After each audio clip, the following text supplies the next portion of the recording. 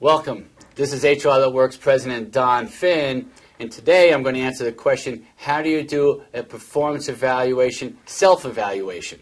And a lot of companies have moved towards this today where they ask you to self-evaluate and then the manager responds to that.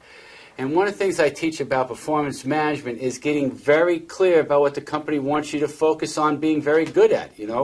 As a question I ask everybody, would you write down the 3 things that you think are the most important things you do every day? And then if I have asked the manager to write those same 3 things down, I bet you those 2 lists won't match.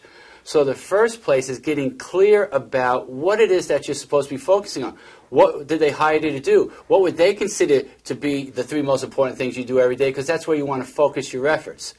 Then the second question is, how would you know if you're doing any of those 3 things or 5 things or how many you want to list? How do you know if you're doing those things well without having to ask your boss, without the boss having to tell you?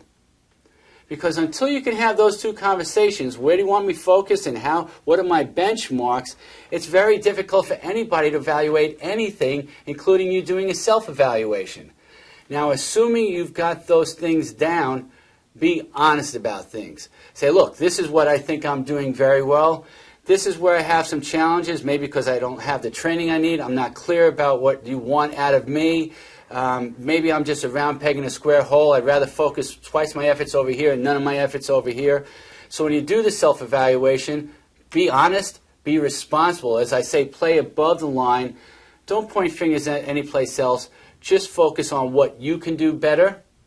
And the last thing about it is be prepared for some judgment back. Be prepared for people challenging you on it. Don't play victim on the situation. It's a dialogue. If you've got good management, they want you to succeed.